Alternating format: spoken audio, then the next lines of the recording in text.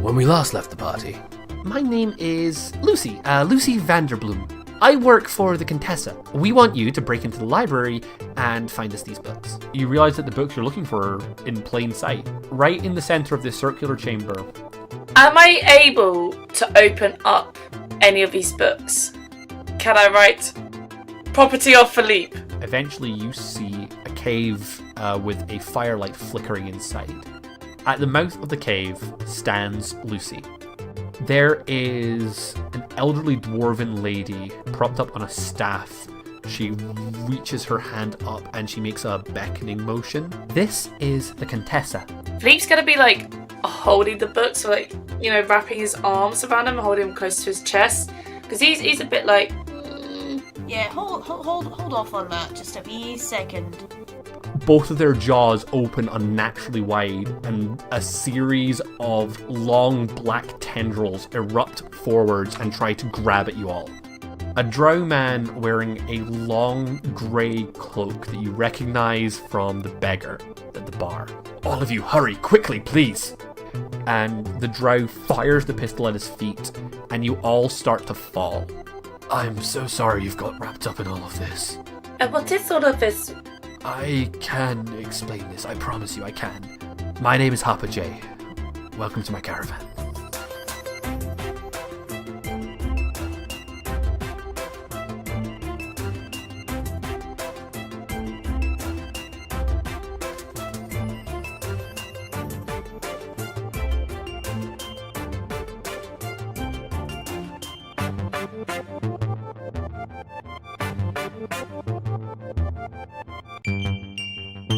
Hey everybody, and welcome back to Whack and Roll Vagabonds. My name is Luke, I'm your GM, and I've got 1,000 tiny goblins in my nose. Hello, my name's Tom. I used my good intro, re-recording an old one earlier today, and I'm playing the Sorcerer Phalark.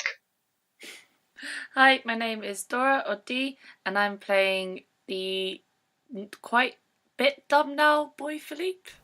And I'm Al. I'm the Church of Scotland's #1 authority on memes. And I play Yaga. Is that true? Because I could see it being true. Yes, it is. I can explain this. That's a story for another day. Like, sure This is your 30 under 30. Yes. Okay.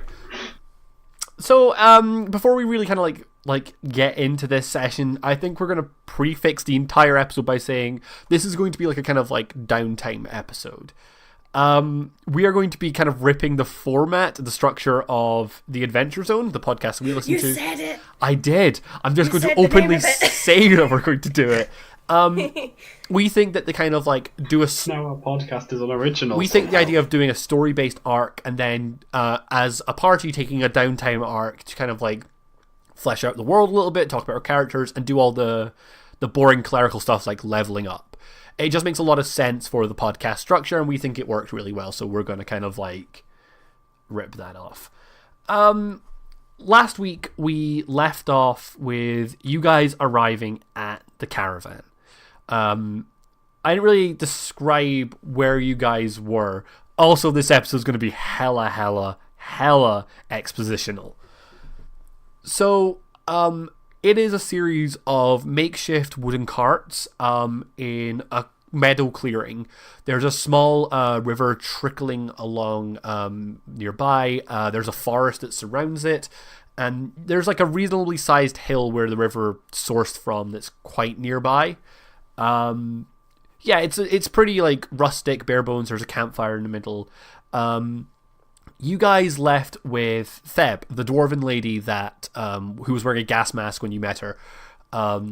You were led off by her to one of these side carriages where she has been assisting you with your wounds. Is Phalark still unconscious? God. No, Phalark will have come to. Theb is a dwarven lady, and now she's taking her gas mask off. You can kind of see her as she is. She has this drooping pink mohawk and rose-tinted circular glasses, wears a white vest with black trousers, shoes, and suspenders, and she walks with like this sleek black cane that has a white polished marble handle. Goals.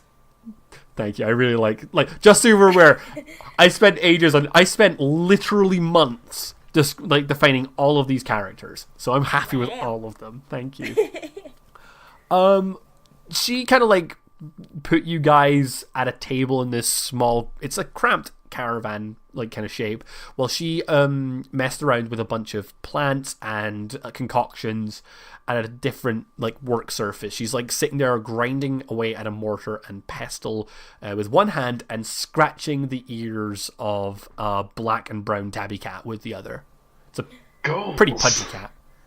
It's a cat.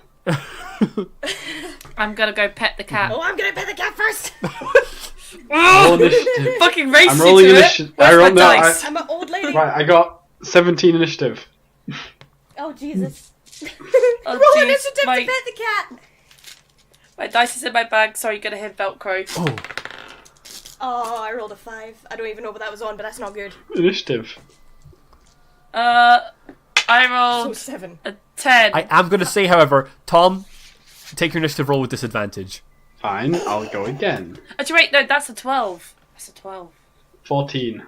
Shit. Phalark feels real groggy as he's like just woken up from being unconscious after all of that course. bad magic that happened.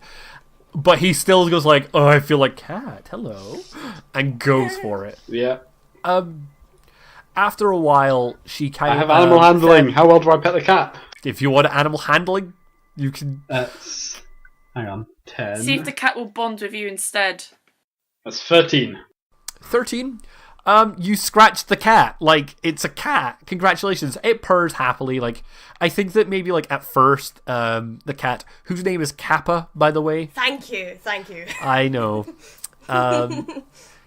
I think that, like, at first she's a little bit taken aback by the 3 strangers, like, kind of, like, vying for her Racing attention. for her affection. Yeah, but then, like, she kind of goes, wait a minute, no, fuck, I'm gonna revel in this shit. What the hell am I doing? And just loves it. Magnificent.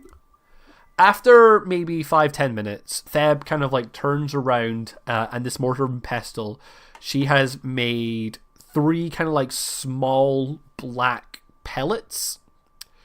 And she kind of holds the bowl out to you guys and she says, "It's not going to taste good, but you need to take this. 1 each."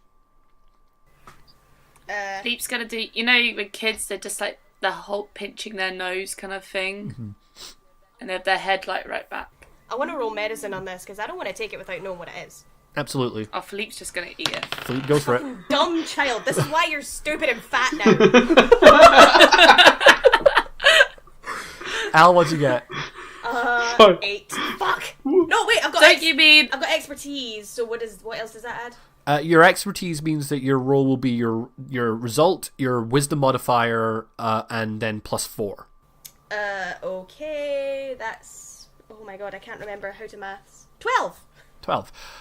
I think that, like, you spend less time looking at the pellet itself and more at the work surface that Theb was working around, and you definitely recognize a number of plants. All of them are medicinal in nature. A lot of them are used in all sorts of arcaneries around the country. And you kind of recognize everything on the work surface as safe. However, you have no idea what she is making you take. Like, what it does, what its intended purpose is, if that makes sense. Okay, well, I know it's not going to kill me, so I guess I'll risk it. Okay.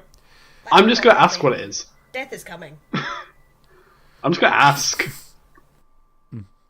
I think she kind of looks and goes, well, the magic effects that the Contessa attacked you guys with last session, last time we earlier today is the one. The magic effects that the Contessa uses, they can leave lingering effects if not treated properly. They're just a simple medicinal remedy that will help with that. Checks out. And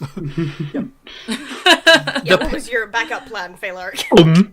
The pill is bitter and gross, but after a few seconds, like, you feel a little bit clearer minded. You were all feeling just a little bit groggy, but like maybe like subconsciously. At this point, Harper J, the drow gentleman who pretends to be a homeless man who rescued you guys last week, pushes past the beaded curtain of the door and enters. He's cleaned up from his homeless guise. He is an older drow man. He looks around the equivalent of a 60-year-old human. He has like quite tired, weathered skin that's almost silver, in color and has a very short ponytail of pure white hair. He is dressed in an old military uniform.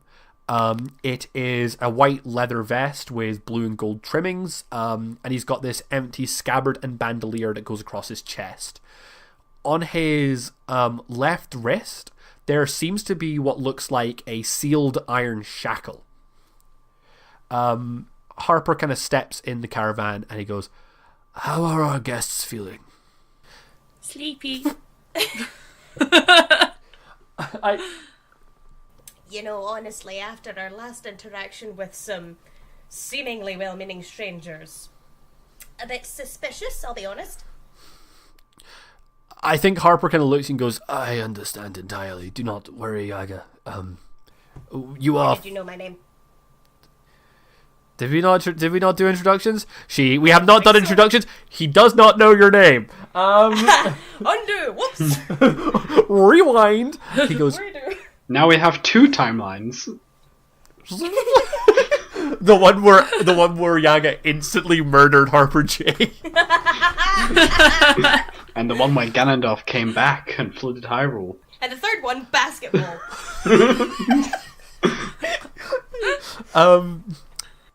Harper kind of goes, "Do not worry, ma'am.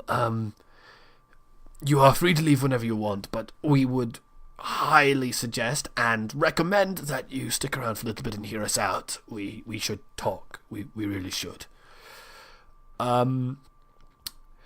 I think that he then kind of like turns to Theb. Theb kind of looks up and says, "I've administered what we need to. They should be absolutely fine, Harper." And Harper thanks Theb and then kind of like puts one arm around her shoulder and like turns to you guys and says, "Theb here is a local alchemist. She helps us out with all sorts of concoctions. That particular spell, the one that the Contessa hit you with, it's a real piece of work. It's a mind control effect. If we hadn't got to you, you would have just wound up mindless thralls to their cause. The pellets should make sure that none of that lingers. It should all be out of your system." I think at this point, like, Theb is kind of like, and she's been a little bit like not shifty, but like agitated in a shorter way, and she kind of like sniffs the air, and she's like, "I'm sorry, is one of you holding like a magic artifact? I'm getting a lot of magic in the air." Well, probably, but I've not checked my inventory in a couple of weeks, so I'll have a look. You are here with three spellcasters, dear. Philippe's just gonna proudly hold out like this golden quill, like beaming grin on his face. I think Theb takes the feather. She kind of sniffs it and goes, "No, it's not this. Thank you, small child." And just go. Philippe's gonna tear up a little. He thought he was special. Oh. How much patience do we still have for Philippe? I'm not sure. All the patience. In universe, I'm not sure. Meta? Meh, none. Oh. I'm done with like being coy about this. Like I said, death is coming. I don't want to dick around with anything, so I'm gonna take off the red robe that I'm wearing and just like shove it upside down to like empty the pockets, just rattle everything onto the ground. Oh, you're wearing something underneath that robe. Yeah, she's wearing fine clothes. No, I've got common clothes. Yeah. So yeah, all these like trinkets scattered to the ground, and she's kind of like, "What the?" And then the wand like boomps right on the ground, and she picks it up, sniffs it, and she's like, "This is the bastard." And she reaches into her trouser pocket and she pulls out a small silver rectangle case. She flicks it open, and inside are a series of brightly coloured like cigarettes. She takes a blue one from the left-hand side of the tin, she flicks the tin shut, she puts the cigarette in her mouth, and she like flicks her thumb and lights it with a fire on the end of her thumb. A bright cloud of blue smoke erupts from her mouth, and the wand begins to hover above her hand. A series of like blue sigils and numbers floating around it. After a moment, the cigarette catches into a bright blue spark and just completely vanishes. And then she kind of like holds it out a bit and she hands it back to you and says, "It's really old. Like, First War old, created by druids, I think. It was a way I of..." don't exactly know what to tell you. We found it in a book. She just sort of like raises eyebrows. She's like, "Okay, druidic magic like this. This wand comes from the moonlight."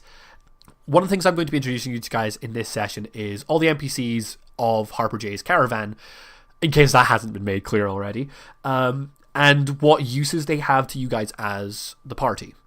Theb can be paid to identify magic items for you guys. So, if you guys find something oddly weird, magical, and you don't know what the fuck it does because your GM's not playing nice, you guys can just... you can give Theb a little bit of gold, and she will probably be able to figure out what it does for you. So, and that will give you guys the official, the official rulings of the item. This item is called the Iron Wand. The Iron Wand can hold 3 charges. It's shaped like a branch, and when it has the branch, it's shaped like a small branch, and each branch has like 3 little twigs sprouting off of it, and those twigs will sprout leaves when they have a charge on them. Charges can be expended to perform the following effects. You can spend 1 charge to cast any first level cleric spell, or you can use 3 charges to repair any magic item.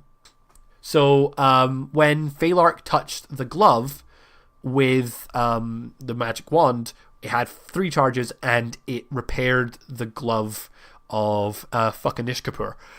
I forgot I was called that. Yeah, and once per night, if you expose the glove to if you expose the wand to direct moonlight, it will regain a charge. Okay, and she hands the wand back to Yaga, and she just shrugs and is like, "It's interesting. I just kind of like these sort of things." And she's about to say something else when there's a small explosion from outside. Oh, good. We won't want to hang around for too much information. Yeah. At which point, like, Harper grins like a wicked, like, gray shit. He says, "Come, you should meet someone else." And I think you blew up, bud. he leads you away from that caravan. And like, yeah, he holds the door open for Yaga and Philippe, and then kind of follows them out. At which point, Theb grabs the arm of Phalark just before Phalark leaves. Nope. "Hey, look, I'm not good with words, so we're just gonna like talk this out. I'm gonna be blunt. I get it. I know like you think I'm pretty. Everybody does. Oh, No. my god, I knew you were going to say that. I don't like you. I'm not going to like you. We're not going to be friends." That was a very snap judgment. I mean, I don't really know where you're getting this from. That's a lot to process at once with somebody I've only just met. Okay, please give me an Arcana check. Oh. Huh. Find out if she just doesn't like me because... doesn't like me magically, or... She doesn't like you because it's the plot of the romantic comedy you've suddenly found yourself in. Ah, dip. Hang on, mate. I don't have any bonuses to this. This is going to go badly. 5. I've been rolling 5s all day. I've only rolled twice. Okay. I mean, if you're sure, I really don't understand why you're taking a stance like this. Again, we've just met, but as long as we're working together, he's going to put a hand out. Theb just turns back to Cappa and her stuff and just sort of like scratches the cat and gets to work with things. No, I meant the glove. What does this do? She looks at you and goes like, 3 gold. Happily. Yep. She takes the cash, and she pulls out another one of these cigarettes, lights it, the same blue flash goes on, and she gives you the glove back. The glove of fucking Ishkapur it had a name before that, by the way. It was originally called the Thief's Fingers when Luke was writing notes in a cool way rather than a funny way. We can change the name back. I don't care. No. I like fucking Ishkapur better. The Thief's Fingers hold 4 charges. While you are wearing the glove, the wearer may summon any item from the burglar's pack. from the DM's Oh, shit. from the player's handbook as a bonus action. The glove regains 1d4 charges when the wearer steals something of worth of 1 gold piece or higher. Cool. How many charges does it have, Max? Sorry? 4 charges. Yeah, Phalark catches up with the rest of the party as they cross the courtyard of this thing, and on the other side of the caravans, there's a large like plot of plants and flowers, small bushes, all sorts, surrounded by a white wooden fence. In the center of the field is an orc woman who was obviously the source of the explosion. She's holding a smoking pistol in one hand. She's an orc woman. She has like deep dark grey skin and black hair shaved at the sides with like a braid that goes down the back of her neck that's like tied up in a small chain of flowers. She's wearing a light white summery dress with the occasional flower stitched into the fabric, and the whole thing is just covered in mud. Also goals. There's areas around the shoulders where sleeves used to be. However, all that remains are a couple of loose threads where she has ripped them off so that she can like fit her really large muscular arms through it. Every day is a gun show. Yeah. She is holding a like anime boy with sword comically large shovel in one hand God. and a flintlock pistol in the other. Man, I wish Philippe was older. I want to woo this woman for my own personal gains, but... And at this point, like, Harper kind of, like, stands next to the fence and says, "Lou, my dear, come meet the new members of the team." And, and, like... No wonder why there was an attraction.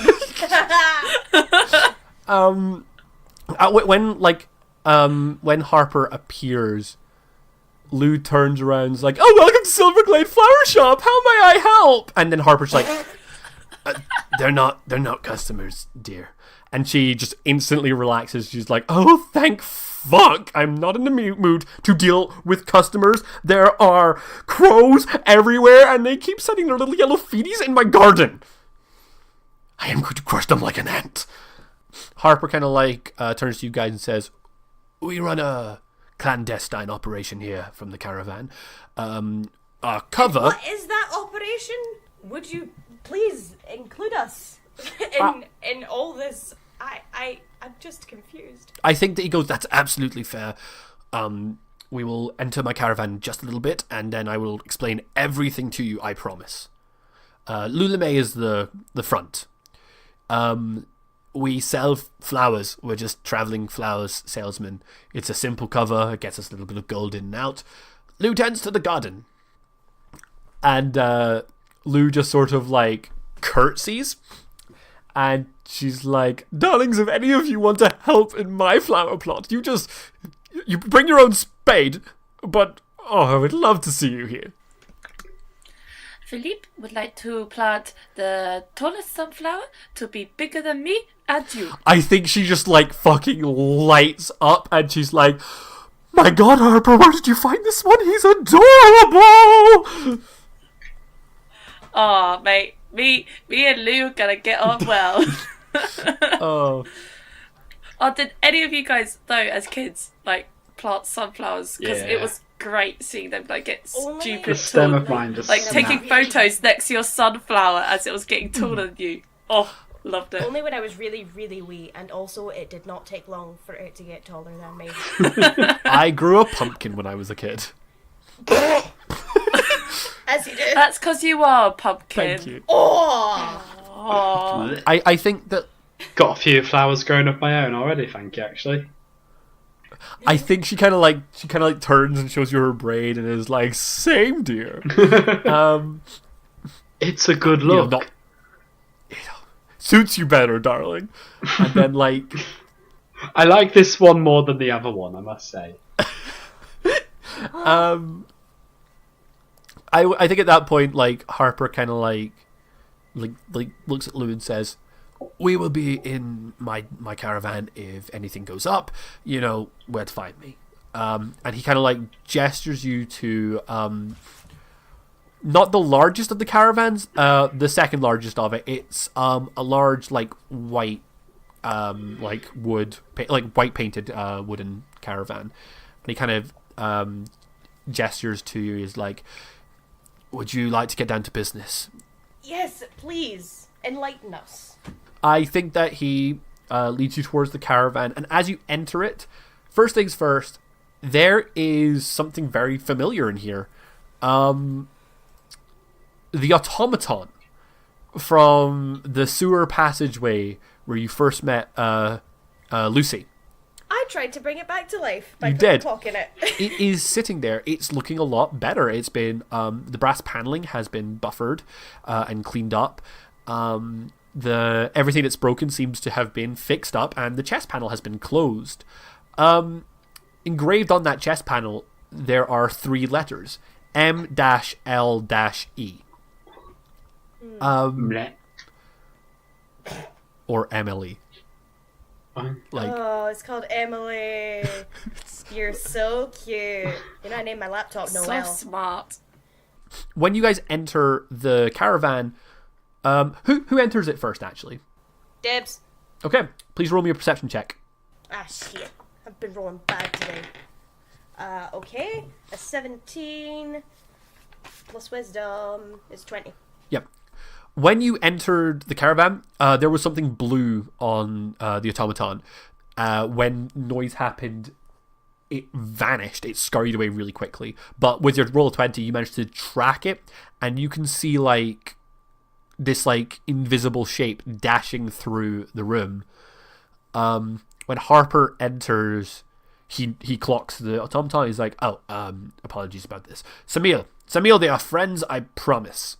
At which point, like, there's a moment of like awkward silence, and then like Harper's like, "Samuel," and this blue lizard man comes into view. Lizard folk are usually quite tall. They are more just like maybe a little shorter than an orc, but this one is unusually small. Maybe the height of the average gnome, so like, you know, like the knee of a regular human being. It's very small. It is incredibly small. They stand on the table, looking at Harper. Their eyes occasionally like dart to different party members and then dart back to Harper. Their body is like this deep navy color with large white splotches around the eyes and 2 like white frills that like run down its back almost. Occasionally this bright blue tongue flicks in and out. They wear a very simple open leather vest, and a pair of leather goggles dangle around their neck. Harper like kind of like gestures to it and says, "This is Samil. They like to tinker with things," and the lizard folk nods in acknowledgement very quickly to each of you before looking back to Harper. "They're a smart cookie. They do all manner of remarkable things with like black powder. They invent most of the non-magical devices we used. I found that automaton in the sewers following you lot, and I thought that Samil here might be able to repair it." Samil kind of like puffs out their chest when they're being talked about in a little cocky way, and then like Samil looks to you guys, takes a deep breath, and says, "I like to make things. If you are friends, I make things for you too," and then just scurries the shit out of the tent. God, as soon as there was a small character, I knew Luke was going to do that voice. He just fucking wants to like show everyone in the world how good his Stitch impression is. Still got. Well, shut up. I just have a few. Listeners, you can tell that we've had to deal with that Fuck for off. many years. I only have I with. only have a handful of voices for the characters that are going to make up like a core cast. I want to use ones that I could do reliably. Right. And then Harper kind of says, "Sorry about them. They've always been a little bit shy."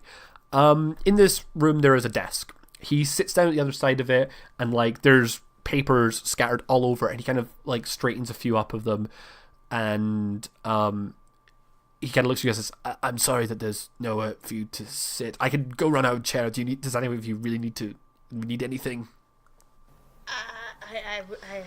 Yeah, you know what? I've been healed. I'm at max again, aren't I? Yeah. I don't need a chair. Right. I think he's like, where do I begin? Oh, of course. And he reaches under the desk and opens a drawer and pulls out 3 small brown pouches. When he places them on the desk, they jingle with the familiar sound of gold. Huzzah. And he says, it's 250 gold pieces each. We were doing a job at the time that I started to follow you, and this is, I guess, your cut, quote unquote. I know you were being promised more gold than that, but it's enough for Philippe to pay his fine, so it's fine. It's something for your troubles. Oh, and of course, and then he reaches into his own pocket and pulls out like 6 copper coins, and he opens 2 of the bags and puts them in. 3 in each, and then hands one of those bags to Philippe and one of the bags to Phalark. Oh. And he's like, I'm sorry about the ruse. I just needed to, blend in, I guess. And everyone's head explodes. Let me tell you all what this is about. I originally come from Tayvale. Money was always tied to my family, so I took to a life of crime. That life of crime did not pay off well, and I was conscripted to the army. And he kind of like wiggles the shackle a little bit and gestures to the uniform. That uniform is well known. It is the uniform of the United Front, which is the army that was created during what is known as the Cobalt Wars of Independence. Like, kind of like this world's Vietnam, a war that was really, like, publicly, like, shunned. No one wanted to be in it, but, like, the powers that be were kind of like, oh, we're doing this, though. We gotta fight the commies. Yeah, but in this case, it was monster races like kobolds, Goliaths, lizard folk, Yuan Ti, trying to fight for the right to be seen as citizens rather than prey for adventurers. Furry rights. Furry rights, indeed. And he kind of, means the war went on and on. I was part of a reasonably high-ranking group. And that's when I came across something disturbing, to say the least. And he's been flicking through the papers on his desk as he talks, and he finally finds a piece of paper. He kind of like moves it across the table. It is a sketch of a symbol. The drawing depicts a lit candle with a drawing of a sun in place of the flame and a lizard-like eye inside that sun. There's this, I guess, society. They call themselves the Sanctum of Daylight. They keep themselves hidden, but they have, I believe, been around as long as we have written history, and probably well before then. They work from the shadows, and they corrupt the minds and bodies of their victims using a foul magic that you saw and almost fell victim to. Television. Thanks, old doll. They control victims like sick puppets, and it allows them to keep themselves well away from any of the crimes they commit. They're hard to trace, but I know that they're up to no good. I've kept my eye on them for some time, and I found out about the Contessa a while ago. I assumed her to be one of the higher-ups, but alas, she was just another puppet. However, the Sanctum were looking for something. They were finally making a move, and I knew I had to beat them to it.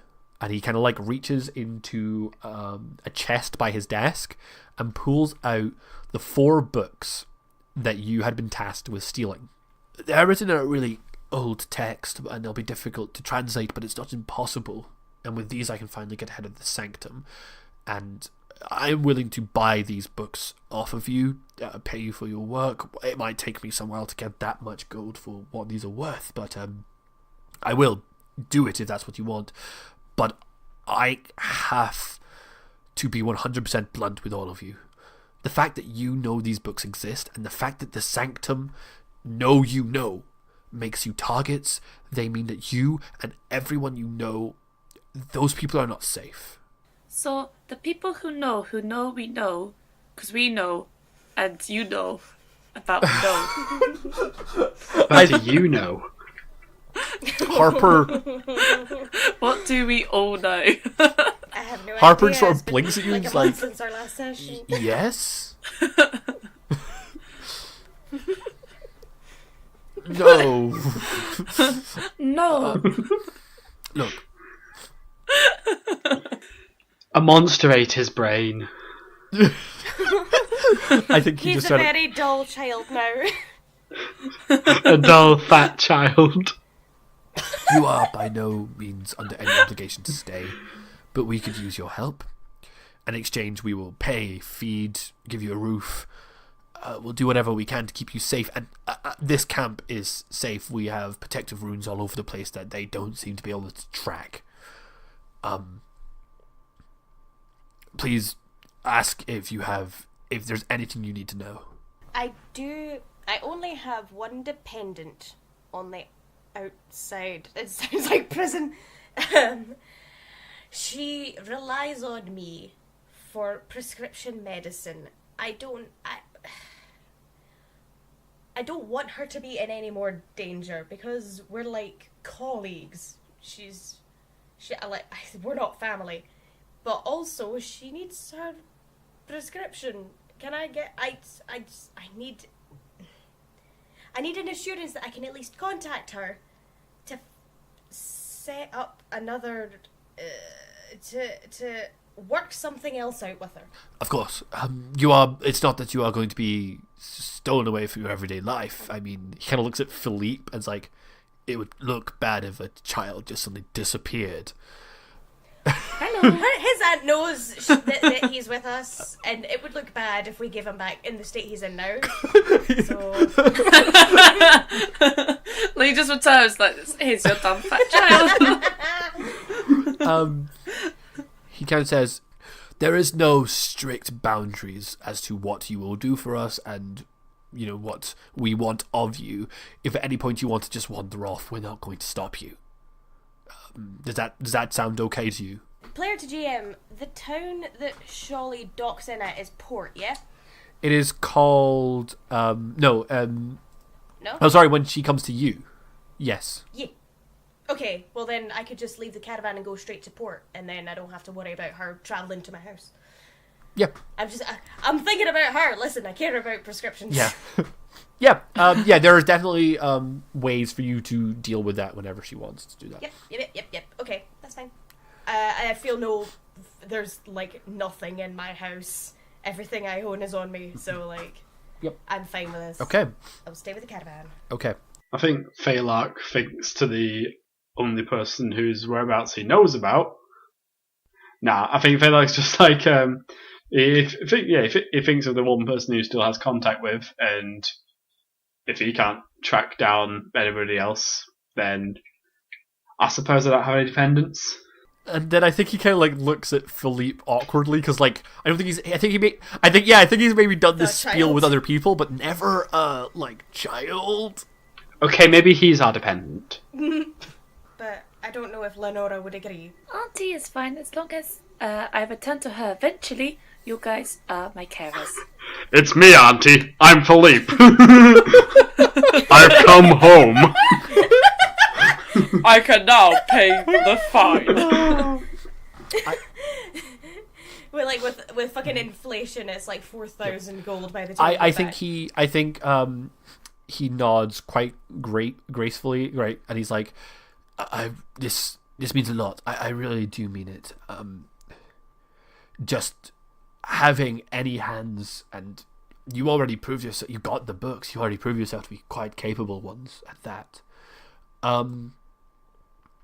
There will be plenty to talk about later, but for now, let me just introduce you to the rest of the caravan.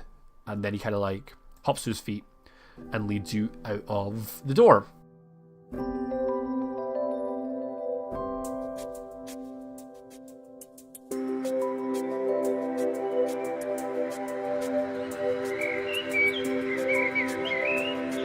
Hey everybody, welcome to that awkward middle bit of the episode where I ramble for a few minutes. I hope y'all are enjoying the very first Caravan Sleepover break. I do apologize for the exposition heavy nature of it, but there's a lot to get done in a small time frame here. This episode is also probably a little bit longer. I'm not finished editing it right now, which I really need to do, but there's just a lot to cram into this boy. This episode is dedicated to all of the friends and family members that helped us test the podcast. Before we really began, we recorded an episode 0 to see what recording a D&D podcast would be like and to give it out to the people we trusted to listen and feedback. So our final product would be everything we wanted it to be.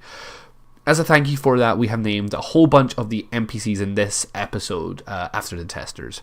In order of appearance, firstly we want to thank Beth and Cappa, who have donated their names to Theb and, well, Cappa.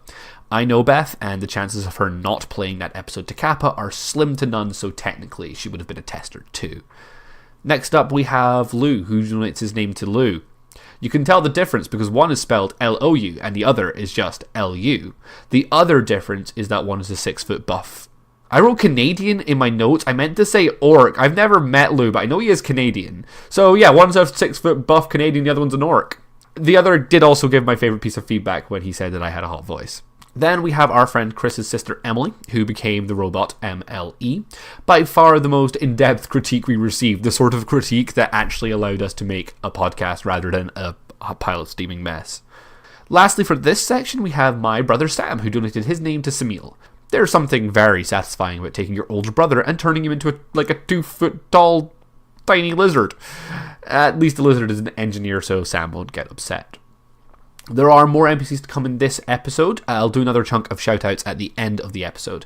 Until then, if you want a character named after you, just get in touch with us. Leave a review, send us a tweet or an email at wackaroll at wackaroll@gmail.com. Spread the word about this goofy podcast. We love and appreciate you. Enjoy the rest of the episode.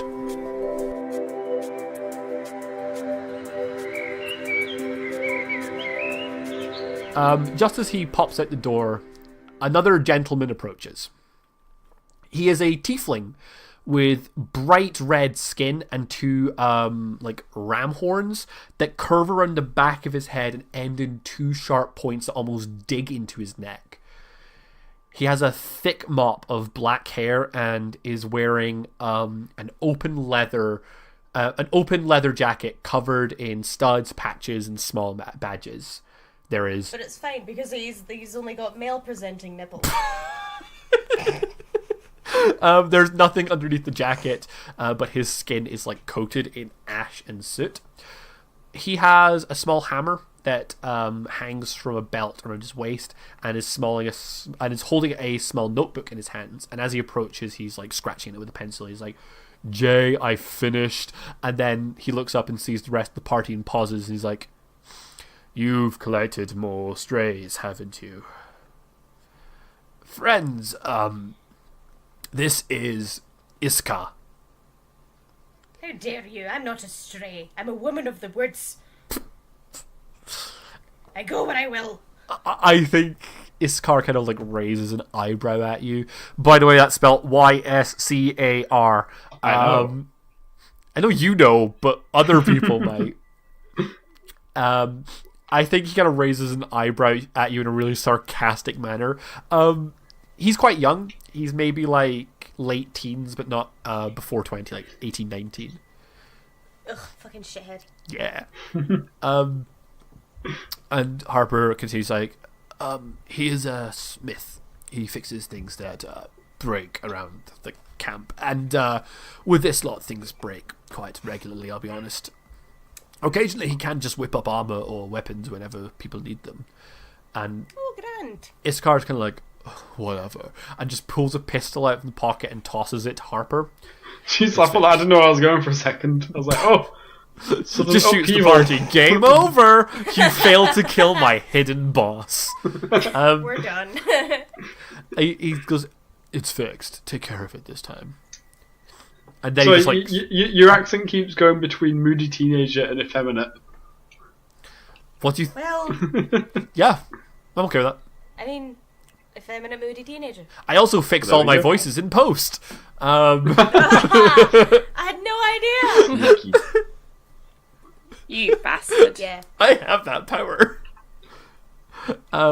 Harper kind of like... So yeah, Iskar will be sort of just like a General Smith. If you guys want something created, just let me know and we will discuss it with Iskar. And he's totally into Slayer. He is totally into slaying. No, can we like think of a few more like metal band ones now, just to churn that through. I only like shit metal bands. No. At this point, I think Harper leads you guys towards the largest of the caravans in this place.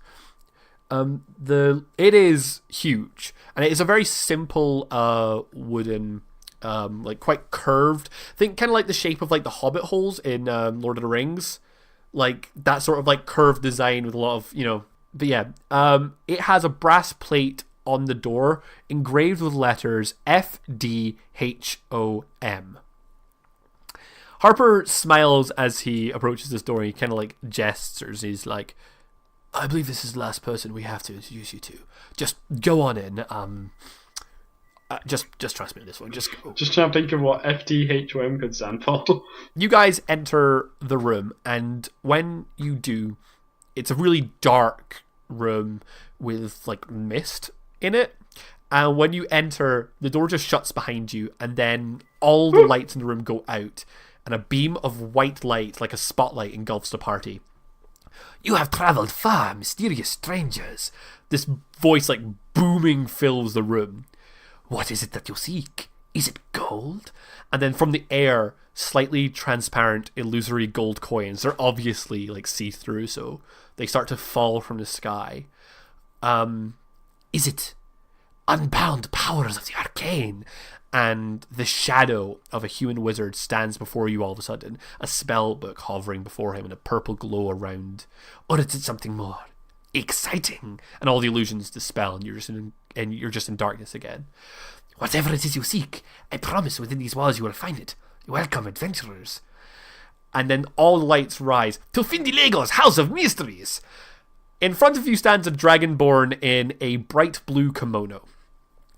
He waves his hand and a small puff of glitter flies out, coating the party. He has dull ocean green scales and dark grey eyes. He kind of leans on the counter with one arm, resting against it. He is grinning excitedly. You are standing in a tiny little shop. It's very well kept and organised, but it is filled to bursting point with oddities and knickknacks. The room has shelves that line every inch of the wall, and the floor space is pretty much taken up with crates and barrels just filled with all sorts of things. He's like, "What can I do for you this fine day, travellers?" Phelan leans over to Yaga, just bit of a hoarding problem, maybe. I don't exactly know what you can do for us. We were just led here. We're on a bit of a tour, you see. I think he kind of nods and he's like, "From which doorway did you enter, my friends?" There's more than one? I was like, "Yes, I have storefronts set up everywhere. They all lead to the one place." Oh, you're like Christian Bale in that one anime. The Caravan? "Oh, you are friends with Harper. Do you have anything to sell to me, my friends?" I think we're going to keep a hold of We have this fat, stupid boy. "I trade in many things, but You're so mean to Philippe now. I trade in many things, but living people are not one, I'm afraid." I was really hoping he just specifically doesn't trade in fat, stupid boys. Yes. As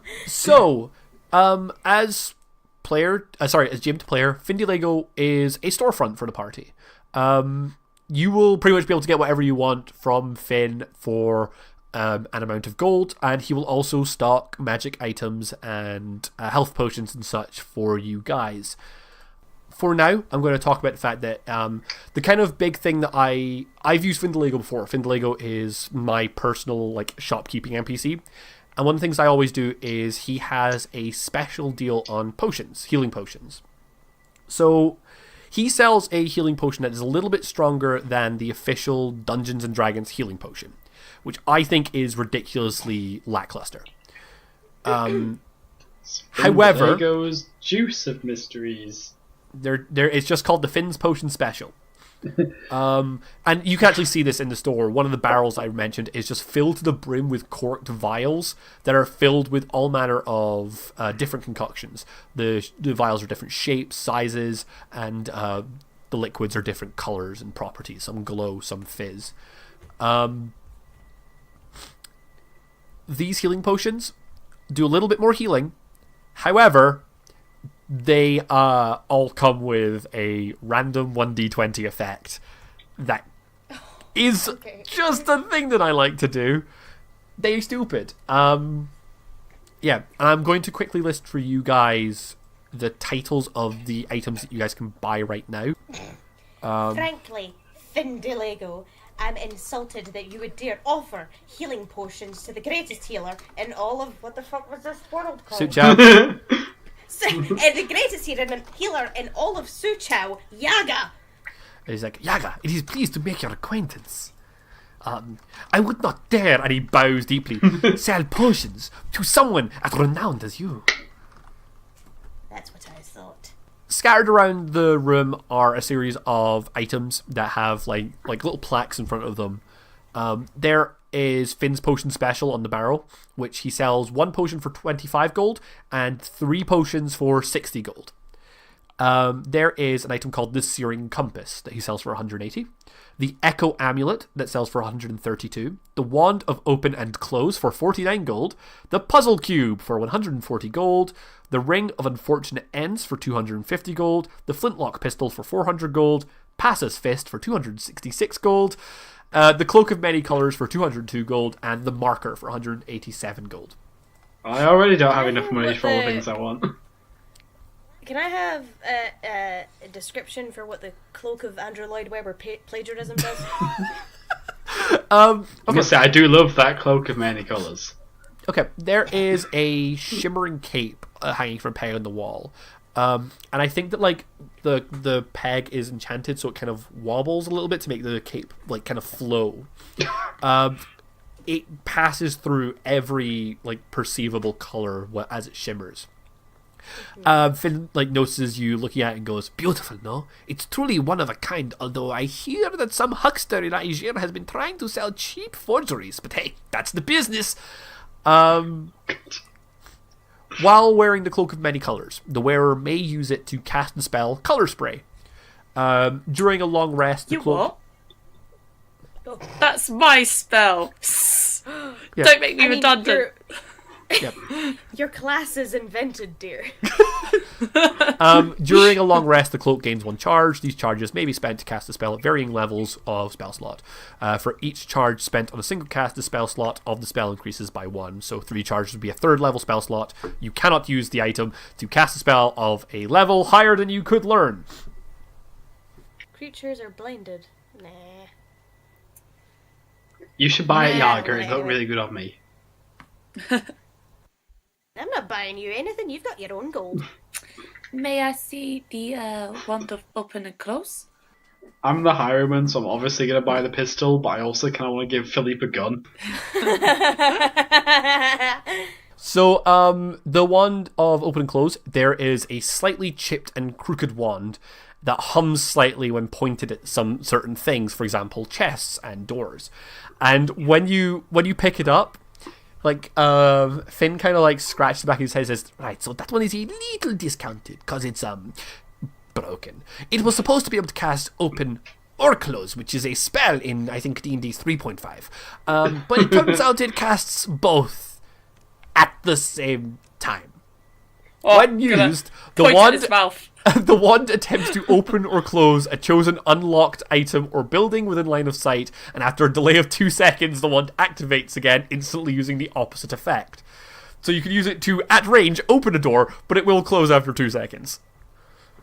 Oh, that is a great distraction, though. If I want people to look the other way, boom. Or you could use it as a very, very shit melee attack. On people's jaws. It's like someone who's standing right next to the door, they just poof. I'm afraid the spell open or close does not work on animate objects. Oh. So you cannot use it to dick with people's jaws. Because you could also use that open butthole. Oh my. That's true. Open legs. Right. Legs. So You know when some people, they like, with their jackets, you know, it's, you know, you have it open or you have it closed. Can I open and close someone's jacket so it like flaps? Whose jacket are you opening and closing? Well, they're flies. The shopkeeper has a jacket now. No, he has a kimono. That counts. Let's not open and close that. No, really go for it, Philippe. You got to learn about these things sometime. But I want to buy this wand because I feel like I could do some good dumb shit with it. So. Okay, Well, I'm it's going your to... pocket money, Philippe. You can spend it wherever you want. It's absolutely fine. Philippe, you have to send your aunt 200 gold for the thing. That is a good point, actually.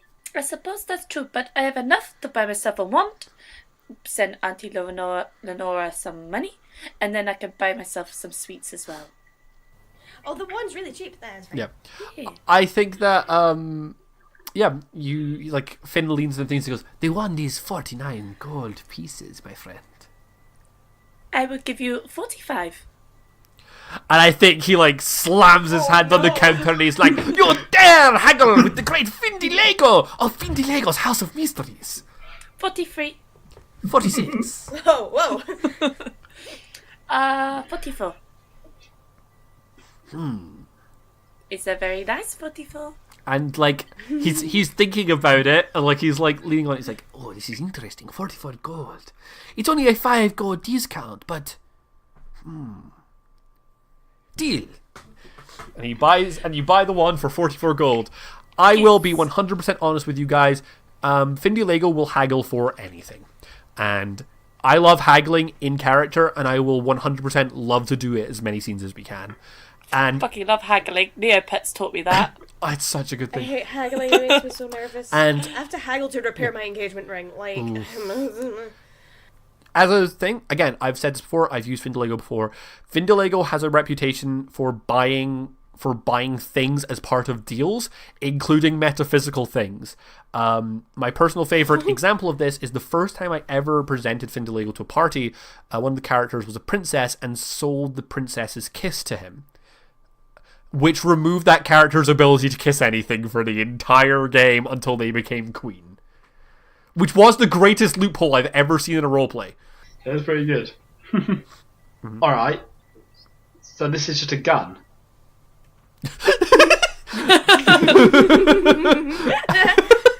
And he goes, let him live his Adam Ant dreams. I think Finn Finn just kind of shrugs and goes, it is what it is. You point, you fire, something dies. It's got any bullets in it. Your first purchase comes with 15 bullets, my friend. And it's not magic. It is not magic, no, it is a gun. You could call science magic. You could if you were wrong. I'm just wondering because I don't even know if I've got like the required stats to wield a gun. Point. I will say that you probably don't. This is one of these really weird things about Dungeons & Dragons, which is firearms are only included in the Dungeon Master's Guide, not in the player's handbook, and so all the proficiencies a character can learn are in the player's handbook, while a new classification of weapon is in the Dungeon Master's Guide. So some people just consider it a martial weapon. I consider it to be specifically a firearm. So you will not have a proficiency for it. You could still wield it, though. And for sure, you can spend some time learning, and that will get you a proficiency. It will just maybe take some time.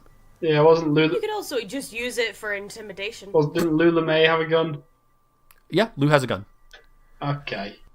If there's any other items you want to know about before you make a decision, obviously you can ask. What about the toy one? The marker. And it is a cheap toy wooden pistol with a hollow barrel. And inside of it, there are a series of small spring mechanisms. And beside it are a small pouch of multicolored glass balls that obviously fit in the barrel. And he kind of grins and says, my friend, that toy, it belonged to a friend of mine. A hunter from my homeland. A funny little bird, actually. Anyway, he was teaching a young friend of his with this. Once per long rest, you can fire the marker as a bonus action, which is a ranged weapon attack. On a hit, the glass pellet shatters and deals 1d4 damage. And if that weapon deals damage, the recipient of that damage becomes inflicted with the spell's Hunter Mark at the first level. Okay. Oh, and if the wielder of the marker has Hunter's Mark as a spell, casting Hunter's Mark using the marker as an arcane focus does not consume a spell slot, and all the friendly targets in combat gain the bonus damage from the spell. But that doesn't matter because none of you can learn Hunter's Mark. And what about the ring? It would go really well with my finger. I think the second you say that, he goes, No, my friend. There is a particular curse on that item. It's a truly dangerous, cursed item. It would kill its wearer, should they say a certain word. But not all is lost. Break the ring and life will come back to the target. If the wearer of the ring says a command word, the wearer suddenly and violently dies. However, so the magic of the ring will make it so it's like a natural kill. However, when the ring is then broken, the person killed by the ring will resurrect with 1 HP. And it only works if the wearer says the word? No. Anyone... one second. Because that's just what you said. No, that is right. Sorry. If the wearer of the ring says the command word. Ah, okay. Yep. Interesting. Yeah, like, I will say, by the way, I've spent a lot of time with some of these items, and I think the Ring of Unfortunate Ends is the one that I want you to buy the most, because I'm really curious as to how it would work. I don't think it's the best item in this, but we've already got the one. Just in case, how much does the command word cost? So, any item that requires a command word, when the item is bought, it will attune to you, and you may decide the command word then and there. I get to decide the word? Yes. Fucking hell, okay. But you cannot, like, if you do that, you cannot change that word. So you would need to, 1, remember it, and 2, you would need to employ it. So when it comes around to this specific item, you would need to have the person say it. Do I need to, like, set... And I assume it's, like, wearing it on the finger? Yeah, you have to wear it on the finger, yeah. And do I need to, like, set the word now? If you bought the ring, you would set it right now. Oh, I didn't actually describe it. It's a small gold ring with a black gemstone shaped like a small skull. Oh, cute. It's edgy. It is stylish. I assume it's one use only. Oh, yeah, because you have to... Well... Huh! You gotta break it. Yes, it's one use only, because I've just realised my description of the item means you can technically kill as many people as you want with it. However, it would, you could only break to resurrect it once. But no, it can only kill one person. Oh yeah, fair point. That would be a bit That's a fault on... And that's something we will quickly clarify now. All magic items that I create are subject to nerfs and buffs at my discretion. Because I have accidentally created shields that were stronger than swords before, and that was a problem. Just like in Divinity, where every shield is a better weapon than a sword. What does the puzzle cube do? The puzzle cube floats ominously on a shelf. It is a series of... That's all it It's does. not much for 104 gold. It shifts. It's a hollow, you can see inside of it, and there's like a bunch of interlocking blocks that twist and slide, and they're all sort of like wobbling around it, but the hollow entry to that block is still there. And Finn says, a tricky little item. The combination changes constantly. You can store something away inside, but you may never see it again. The box can be opened with a DC 18 intelligence check. Or I use my wand and open and close it very quickly. Non-magic items, I'm afraid. I did say that. Shit. While the box is open, one item of any size may be placed into the container, which then instantly locks. It cannot be a living creature. I was about to ask if I could trap a living person in Just there. toss it at Finn, just like, your store is mine now. The box cannot be opened in any other way and is immune to any null magic effects. After failing to attempt to open the box, that character cannot make another attempt until they have taken a long rest. Philippe's too dumb to own that, so...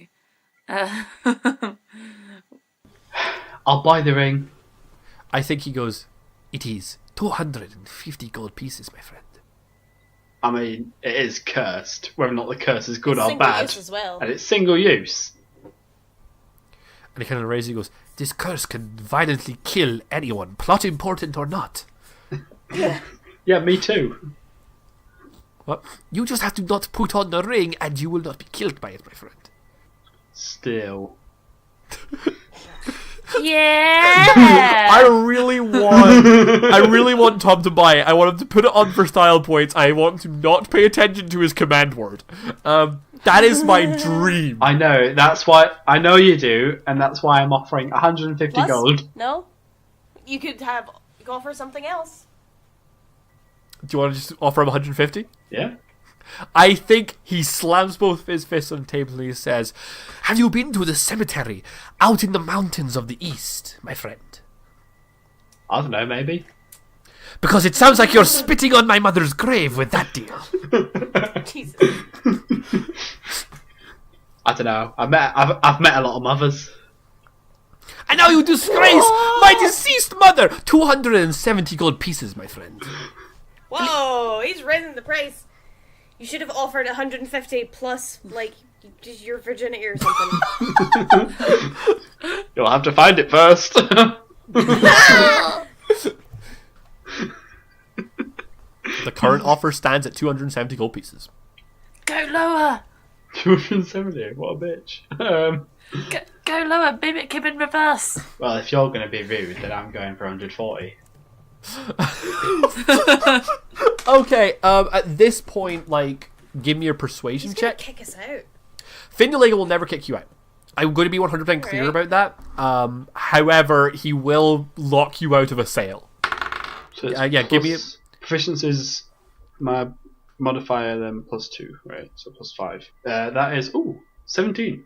I will do contested will saves versus these when haggling goes bad, and he lost that one, so he's going to kind of go 200 gold pieces. That's a little better. I'm sorry, I'm not listening to the dumb fat It's child. causing me, like, a lot of stress. I suppose that is a little better. What does the amulet do? The Echo Amulet, my friend. Yeah. It's a hollow silver conch on a silver chain. Cute. And he says, That item has been sitting around my store for some years. I have no idea how it really works, but it's not a problem. Oh, mess. Fucking Harper's got one. no, he has a real conch shell on the chain. Ah, shit! You were close, but I really I was appreciate... gonna get points for studying. You already have points for studying. I appreciate the notice. Yay! Theb does like to come in and make loud noises into that shell. It goes off and it scares little old me. Once per long rest, the Echo Amulet will store a chosen sound that the wearer hears. The amulet may then be activated by speaking a command word, and after 1d4 rounds, the amulet will repeat the stored sound at the same volume. You can be a fucking narc and wear a wire. How long can the noise be? I'll say up to 5 words, or 1 noise. And just for good measure, so I've gone through basically everything. What about the compass? At this point, he does look a little awkward. He says, I honestly do not know. it is a small brass compass on a length of fraying twine, and the compass has no needle. It is a real curious item. No one has ever bought it.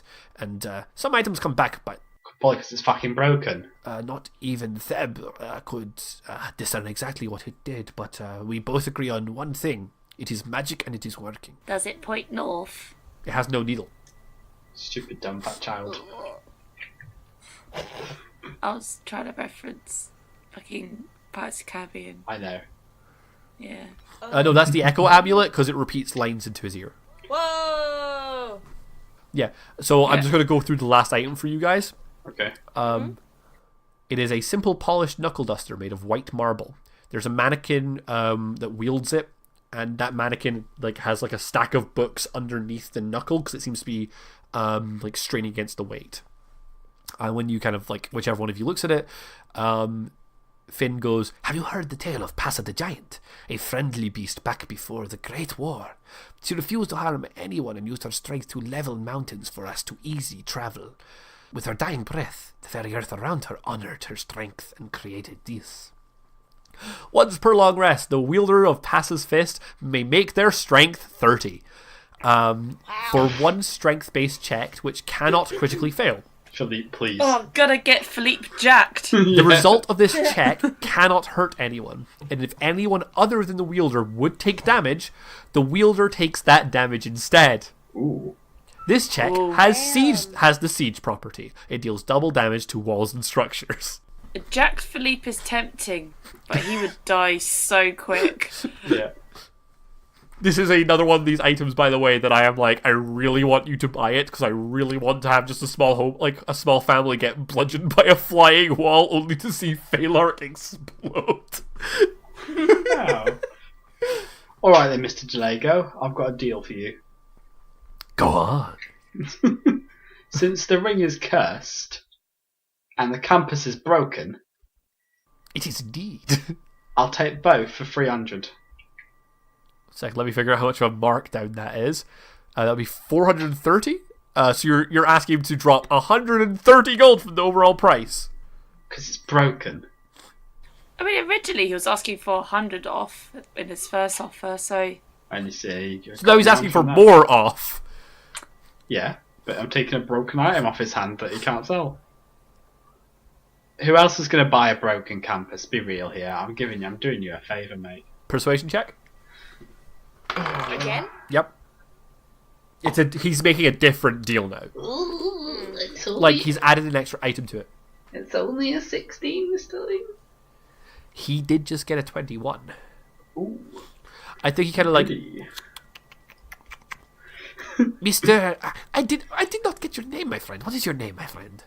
Phalark. Pleasure. Mr. Lark. No, wait, hang on. Do you have a surname? I have a surname. It's more of a title, thank you. I think he looks. He goes, Mr. Lark. We were beginning to become friends, you and I, were we not? I felt a bond between us, did you not? And now you shit in my cornflakes. Whoa. We have cornflakes here? Kellogg exists in this universe. He is anti-wanker. He hates masturbation, and he made cornflakes. yeah. No, this is it's Look it up. It's Sorry, it is. Sorry, You shit in my toasted flakes of corn? so we're not copyright infringing. Alright. Okay, I wouldn't deign to do so, sir. I will sell you the both for 400 gold. 400? You still get a lot of money off, my friend. Like, 30 gold. Well, hang on. 30 gold. It's something, I suppose. 350. 370, my friend. I'm going to be real with you. I want to buy some potions as well. I just want to make sure I've got some change. So I can You go want for- some potions as well, my friend? Well, how about we make it 400 and a potion? One potion. Yes. Potion seller. The reference was got. I need your strongest magic items. Except you've chosen like the cursed one, the broken one, and a potion that does random shit to you. Yeah, it'll be fine. 380. And with saying that, he's actually going to put the 380 on the desk. Just slams it down. Well, actually, he sits down for a minute and counts out 380 single gold coins. It's very hard to dramatically slam gold coins on something, especially in that quantity. Oh, I'm just going to expect change. For us to swallow it down. Just like, yeah. The total has gone up to 455. 380 would be 65? No, 75, right? Give him one final persuasion check. Never mind. He crit failed. He just sees the gold on the desk and he's like, sold! Oh, brilliant, because I actually said 350, yeah? You said 380. Bloody hell. He's not that dumb. And he just starts gathering it up and he just sort of like drops it into a sack at his feet, ties it up, and you get your items. Lovely. So, first thing is first. When you pick up the Ring of Unfortunate Ends, you feel like this whispering in your head, and you know that the ring wants its command word. What's the command word, Tom? spent so long haggling and think about it. Alright, the command word's going to be help. Cool. That stays. You cannot change that. Yep. And when you pick up the compass, nothing happens. Congratulations. You bought the junk item. Part of me wanted to throw in a junk item, but no, everything on this list has a use. Half a d4 blunt damage. Does anyone else want to do anything with Finn? No, I'm saving my money for that wee shite that we already okay. asked the smith. I just sent Auntie money, so... I think that you guys leave Finn's wagon, and Harper's outside and goes, quite the character, isn't he? Anything we steal, he will sell for us. Now, team policy is very simple. If you steal it, it is yours. We do not split anything, but we try to create a general take where you will get paid from. Finn will fence anything that he can. If you want to keep what you take, that's absolutely fine as well. Oh fuck, I forgot to check if there's a staff discount. There is not a staff discount, my friend. Piss. I should sort one of those out. Okay. We get like a loyalty card, something we can like stamp out. Yeah, what stamps? I'm sure if you ask Finn, he'll be able to sort something out. A stamp for every 100 gold. I don't know, actually. Luke should That would be actually speak to him about that later. Okay. Now, at this point, like, I think that it's starting to get dark. It's, it's like the sky's starting to go, like, pinkish red. And Harper kind of, like, stretches, like, right, my friends, we will get comfortable, but I think that it might be in your best interests to take anyone you want. Take anyone who works here. Just let them know that I gave the go-ahead. Get your affairs in order. Go home. Talk to anyone you need to talk to. Get anything you need to get from home. And we will start... Oh, God, I've got to translate for large ancient tomes. I'll get to work on that.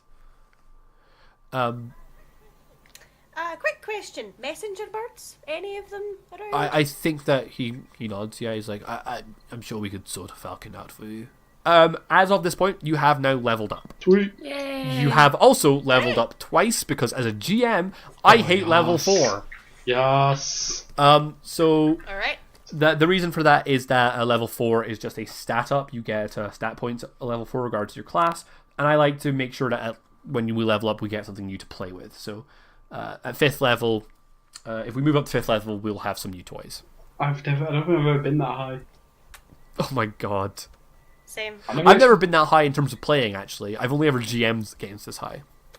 Next week, we will do a scene for each character, and we will also use that time to talk about what you guys did with your level ups, and what you guys got for that, what spells you took, etc. Sweet. Cool. And that's where we'll call this episode. Okay. Hey. As I said, expositional heavy.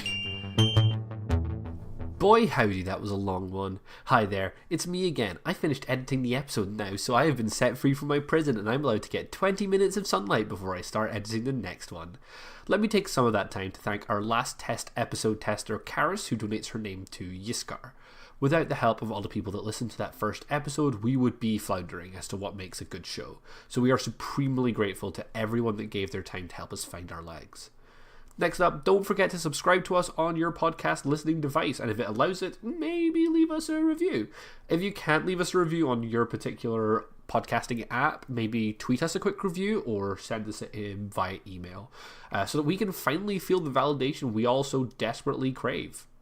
We are, of course, at Wackaroll on Twitter and Instagram, and you can also email us any feedback with wackaroll@gmail.com, or you can leave us a comment on any of the YouTube episodes, also Wackaroll there. Have a great couple of weeks, folks. We'll see you next time. Toodles!